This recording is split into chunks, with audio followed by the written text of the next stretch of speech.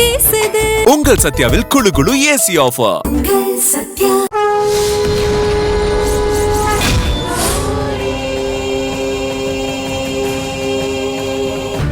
சாக கிடந்த என்ன நீ காப்பாத்துனது திரும்பவும் சாகடிக்கிறதுக்கு தானே எனக்கு தெரியாம போச்சு. அப்படி தெரிஞ்சிருந்தா அன்னைக்கு நான் செத்துருப்ப. இப்போ என்ன நடந்துருச்சுன்னு நீ தையத்தக்கான குதிக்கிற. இதுக்கு மேல என்ன நடக்கணும்? சின்னையா விவாகரத்து பத்திரத்துல கையெழுத்து போட சொல்லி கேக்குறாரு. என்கிட்ட இருந்து அவரை பிரிக்கணுங்கிறது தானே உன் ஆசையே. அதுதான் கூடிய சீக்கிரம் நடக்க போகுது. இந்த நேரத்துல கூட நீதான் கனகான ஒத்துக்கிறதுக்கு உனக்கு மனசு வரல. என் வாழ்க்கைய அழிக்கிறதுக்குனே வந்திருக்கே. துர்கா, ஏன் இப்படி எல்லாம் பேசுற? நான் இன்னும் வாழ்க்கைய அழிக்கிறதுக்காக வரல, உன்னை வாழ வைக்கிறதுக்காக தான் வந்திருக்கேன். அது நடந்ததும் இங்க இருந்து நானே போயிடுவேன். நானும் சின்னையாவும் சேர்ந்து வாழாம இருக்கிறதுக்கு காரணமே நீதான். நீ என்ன வாழ வைக்க வந்தியா? இத நான் நம்பணுமா? சரி, நம்ப வேண்டாம். ஆனா ஒண்ணு மட்டும் சொல்லிக்கிறேன், நாளைக்கு உனக்கு ஒரு நல்ல செய்தி கிடைக்கும். அப்ப தெரியும் நான் உனக்கு யாருன்னு.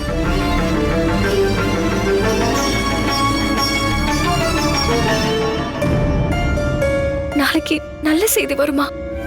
அப்போ நான் தான் கனகான்னு எல்லாரும் முன்னாடி ஒத்துக்க போறாளா?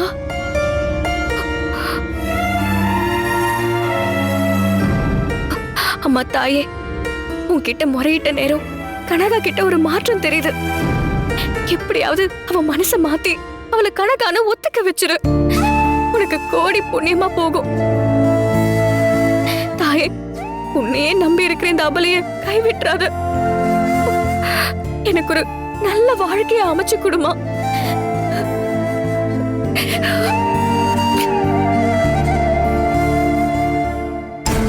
ஐயோ, பல நழுவி பால் விழுகுதே. இப்படி ஒரு சான்ஸ் நமக்கு கிடைக்கவே கிடைக்காதே.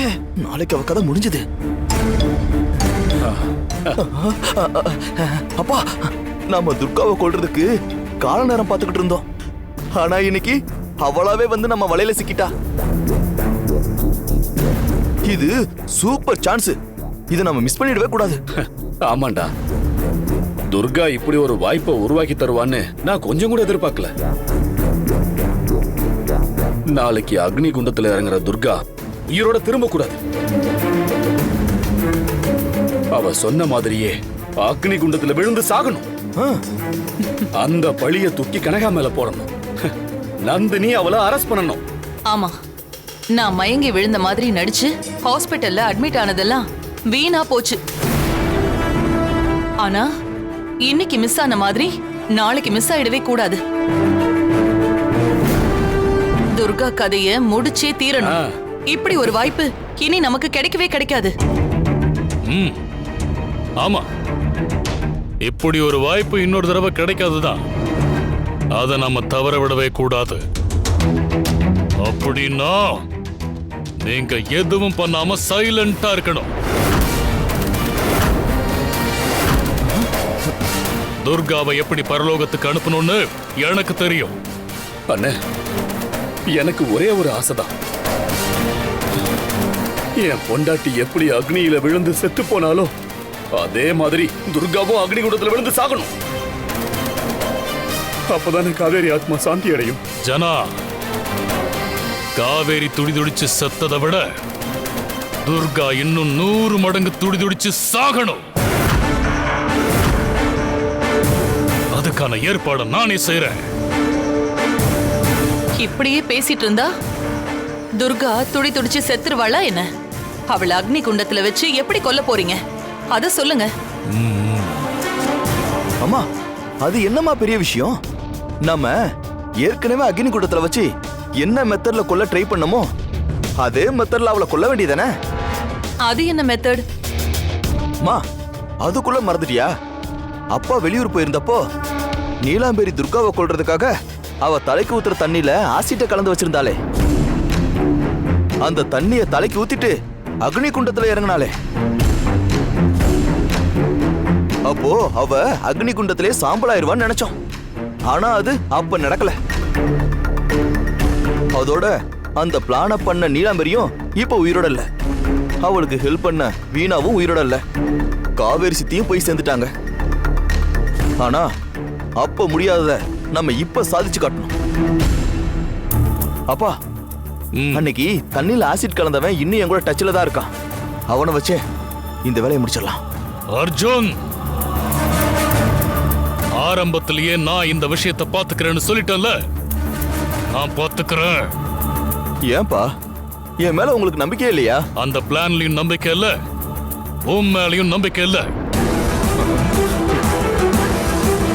துர்காவை அக்னி குண்டத்துல வச்சு எப்படி சாகடிக்கணும்னு எனக்கு தெரியும். நீ அமைதியாரு. என்ன நடக்குதுன்னு வேடிக்கை மட்டும் பாரு.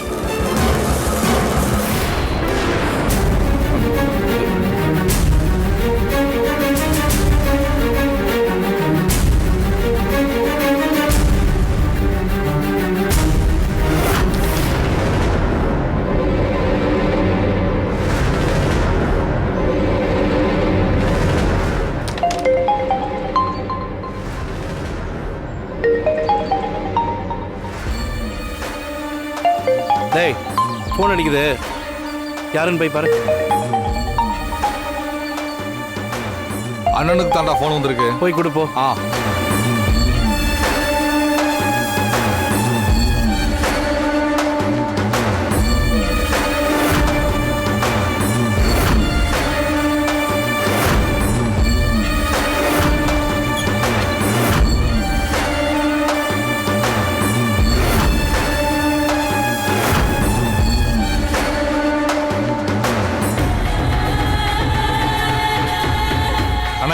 என்ன போன் வந்திருக்குண்ணே. வெய் வெய். ஹலோ, பாம் குமார் தானே? ஆமா, நீங்க யார் பேசுறது? குமாரு, நான் அவடை பேசுறேன். ஐயா, ஜமீன் ஐயாவா? ரொம்ப வருஷத்துக்கு அப்புறம் ஃபோன் பண்ணிருக்கீங்க ஐயா. அர்ஜென்ட்டா ஒரு வேலை பண்ணணும், உடனே நான் உன்னை பார்க்கணுமே. ஐயா, வீட்டுல தான் இருக்கேன். நீங்க எங்க வரணும்னு சொல்லுங்க, நான் வர்றேன். வேண்டாம், நீ வர வேண்டாம், நானே வரேன். சரிங்க ஐயா. அப்பா, இப்ப நீங்க பேசின பாம்குமார பத்தி நான் நிறைய கேள்விப்பட்டிருக்கேன். அவன் பெரிய ஆளுதான்ப்பா. நல்ல ஆளுதான் பிடிச்சிருக்கீங்க. வாங்க வாங்க, சீக்கிரமா போய் அவரை பார்ப்போம். டேய், ஒரு அடி எடுத்து வச்ச நடக்கிறதுக்கு கால் இருக்காது. நீங்க ஏறு. ஏய் ஜனா, அண்ணே, வா போவோம். இவன் இங்கே இருக்கட்டும். சரிங்கண்ணா.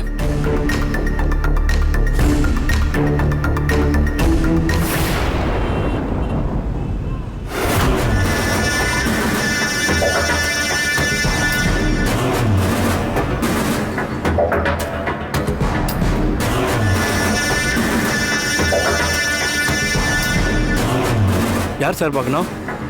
குமார பார்க்கணும். அண்ணனை பார்க்க வந்தீங்களா? வாங்க போலாம். வாங்க.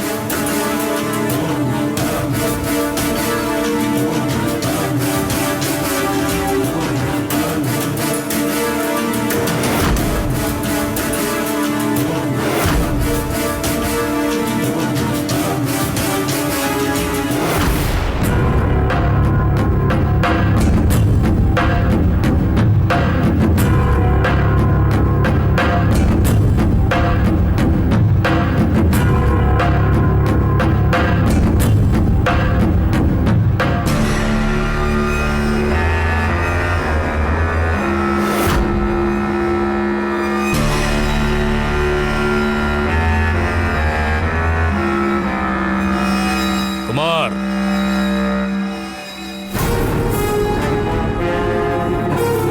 ஜமீன் ஐயா.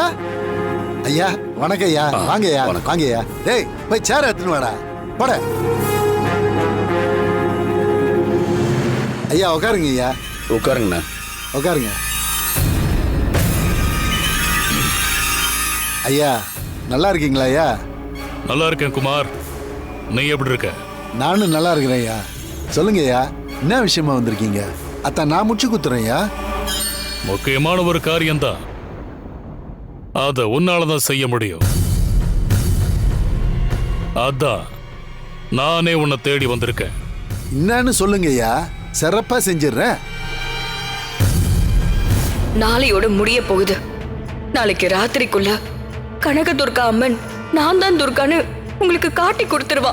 அப்படி நடக்கலனா நாளைக்கு அக்னி குண்டத்துல இறங்கி நான் தான் துர்கான்னு உங்க எல்லாருக்கும் நிரூபிப்பேன். ஒருவேளை நான் பொய் சொல்லியிருந்தா அந்த கனகதுர்கா அம்மன் என்ன அக்னி குண்டத்துல வச்சு எரிச்சு சாம்பலாக்கட்டும்.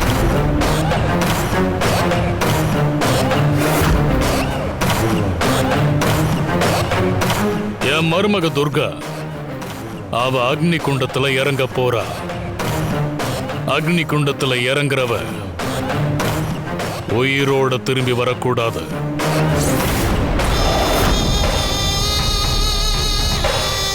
அப்படியே பண்ணிடலாங்க ஐயா, கவலையப்படாதீங்க. டேய், அந்த குழந்தைய போய் எடுத்துன்னு வா. சரிண்ணே.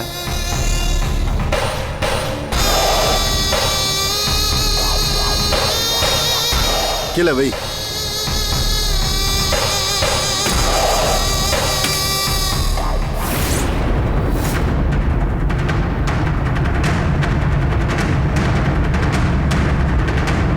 ஐயா, இது டைம் பாம். இதுல டைமை செட் பண்ணி வச்சோம்னா சொன்ன டைம்க்கு வெடிச்சு அந்த லொகேஷனு அடையாளம் தெரியாம பண்ணிடும்.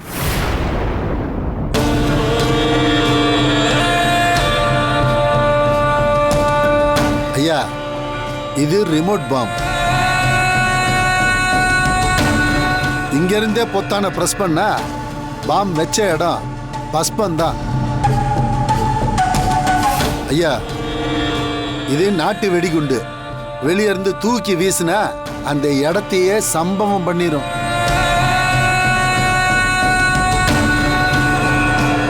பாருங்க.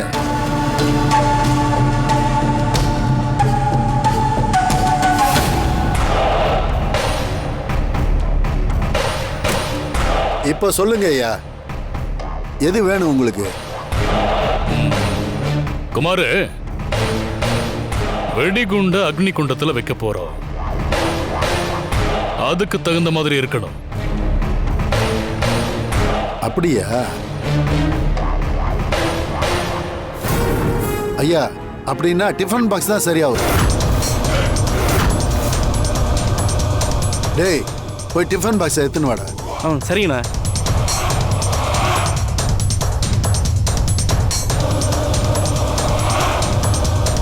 என்னங்கண்ணா? ஐயா, இது கடல் தண்ணிக்குள்ள ஒரு நாள் ஃபுல்லா கடந்தாலும் ஒன்றாகாது, அக்னிக்குள்ள கடந்தாலும் ஒன்றாகாது. இதை நம்ம நினைக்கிற இடத்துல வேணுங்கிற டைம்ல நம்ம செட் பண்ணி ரிமோட் ஆன் பண்ணி வெடிக்க வச்சிடலாம் ஐயா. இந்தாங்க ஐயா. பத்ரம் ஐயா.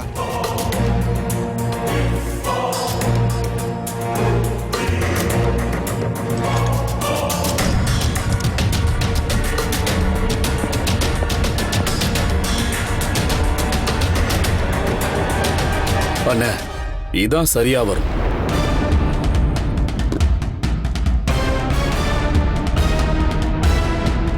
குமாரு, சொல்லுங்க ஐயா. இதையே வச்சிருவோம். அப்புறம் இதை எப்படி அக்னி குண்டத்துல கொண்டு போய் வைப்ப? அது ரொம்ப ஈஸியான வேலைங்க ஐயா. அக்னி குண்டத்துக்கு பள்ளம் தோன்றப்பயே அதுல வேலை பார்க்கறவனை உஷார் பண்ணி இந்த டிஃபன் பாக்ஸ் பாம அதுல புதைக்க வச்சிருவோம். அக்னிகுண்டம் இருக்கிற ஸ்பாட்ல இருந்து 100 மீட்டர் டிஸ்டன்ஸ்ல நின்று ரிமோட்டை அமுக்கினா போதும், அந்த இடமே சில்லு சில்லாயிரும். யாரு வச்சா எப்படி வச்சதுன்னு யாராலையும் கண்டுபிடிக்க முடியாதியா. சூப்பர், எனக்கு இதுதான் வேணும். ஜனா அண்ணே.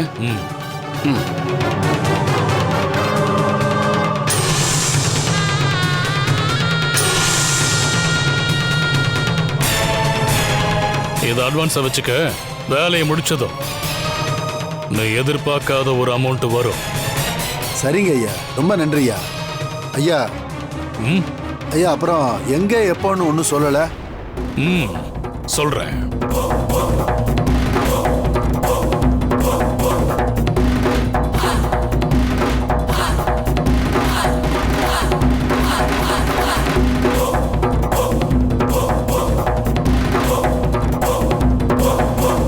உன் கூட என் தம்பி ஜனா உனக்கு வேண்டியது எல்லாமே பண்ணுவான். நீ இவனை ஃபாலோ பண்ணிக்க. சரிங்க ஐயா. ஜனா சாராண்டியே இதை நான் டீல் பண்ணிக்கிறேன். ரொம்ப நன்றிங்க ஐயா. வாங்க ஐயா.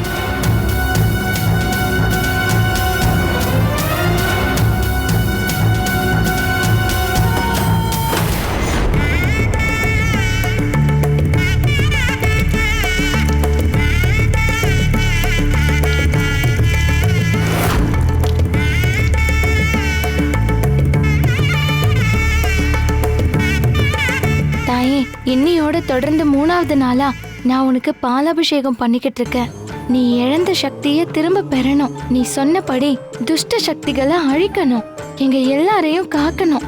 ஒரு காவல் தெய்வமா உன்னோட கடமை எல்லாம் தங்கு தடை இல்லாம நீ செய்யணும். அதுக்காக இன்னும் எத்தனை நாள் வேணாலும் நான் பாலாபிஷேகம் பண்ணுவேம்மா.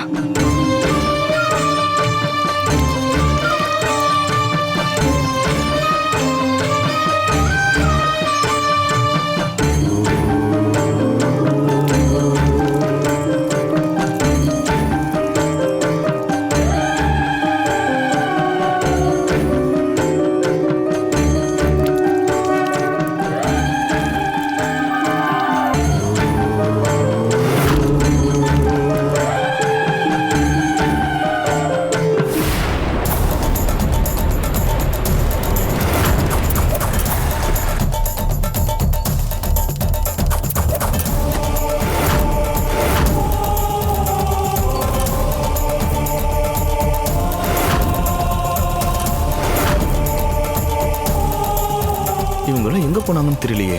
அப்பாவும் சித்தப்பாவும் வேற இன்னும் காணோம். மணி வேற ஆகிக்கிட்டு இருக்கு.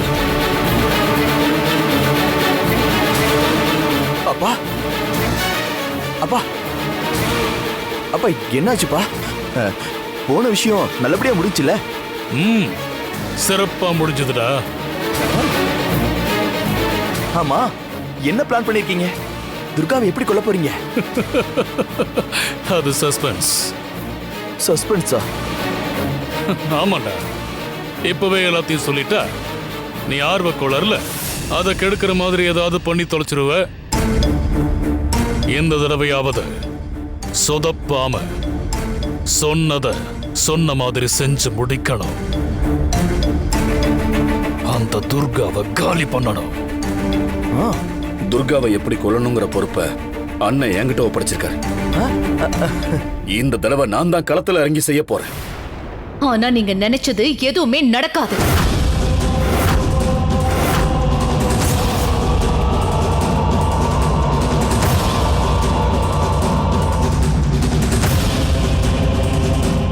நீங்க என்னதான் ஏற்பாடு பண்ணாலும் அது நடக்க போறதில்ல. நீங்க பேசுறதெல்லாம் வெட்டி பேச்சுதான். என்ன மாயா, நீயே இப்படி சொல்ற? ஏன் நடக்காதுங்கிற?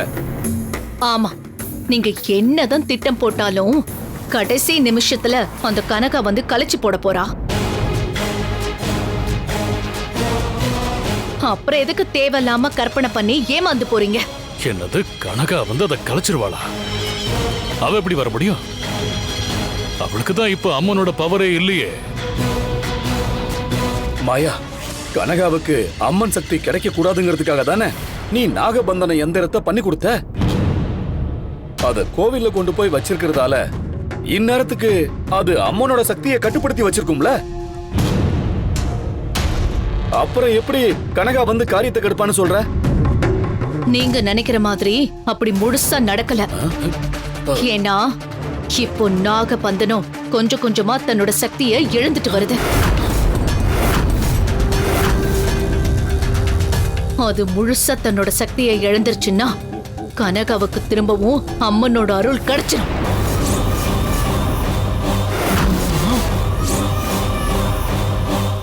அப்படி கிடைச்சிட்டா கனகா தன்னோட ஆட்டத்தை ஆரம்பிச்சிருவா. மாயா, நீ என்ன சொல்ற? நாகபந்தனம் தன்னோட சக்தியை எப்படி இழக்கும்? இப்படி ஒரு விஷயம் நடக்கணும் நீ எங்களுக்கு சொல்லவே இல்லையே. அதான் இப்ப சொல்றனே, அஷ்டபந்தனோ தன்னோட சக்திய 12 வருஷத்துல இழக்கிற மாதிரி நாகபந்தனமோ தன்னோட சக்திய இழக்கும். அஷ்டபந்தனத்துக்கு 12 வருஷம்னா நாகபந்தனத்துக்கு எத்தனை வருஷம்? ஏன்னா நாகபந்தனம் வச்சு இன்னும் ஒரு வாரம் கூட ஆகலையே. அஷ்டபந்தனத்துக்கு ஆயுசு 12 வருஷம்னா நாகபந்தனத்துக்கும் ஆயுசு 12 வருஷம்தான். ஆ, ஆனா 12 வருஷம் முடியறதுக்கு முன்னாடியே என்னோட சக்தியை பயன்படுத்தி அஷ்டபந்தன சக்தியை கட்டுப்படுத்தின மாதிரி இன்னொரு சக்தி நான் செஞ்ச நாகபந்தன சக்தியை இழக்க வச்சிருக்க. இன்னொரு சக்தியா? அது என்ன சக்தி மாயா? தெய்வ சக்தி தான்.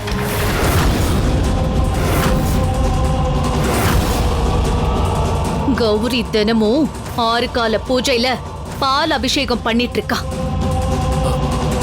அவ பண்ற பால் அபிஷேகத்தால தான் நான் செஞ்சு வச்ச நாகபந்தனம் கொஞ்சம் கொஞ்சமா தன்னோட சக்தியை இழந்துட்டு வருது. தொடர்ந்து 3வது நாளா கௌரி பால் அபிஷேகம் செஞ்சிட்டு இருக்கா. அதோட தொடர்ச்சியா உச்சிக்கால பூஜையை முடிச்சு அடுத்து நாகசாந்தி பூஜைக்கு அவ ரெடி ஆயிட்டா.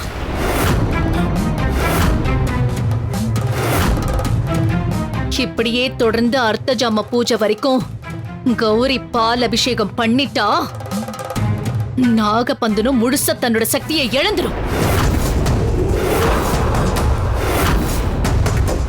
அப்புறம் வழக்கம் போல நம்ம என்ன திட்டம் போட்டாலும் அவ அதை காலி பண்ணிடுவா. அதனால எக்காரணத்து கொண்டும் கௌரி மிச்சம் இருக்கிற பூஜையை நம்ம செய்ய விடக்கூடாது. அவளை எப்படியாவது தடுத்தே ஆகணும்.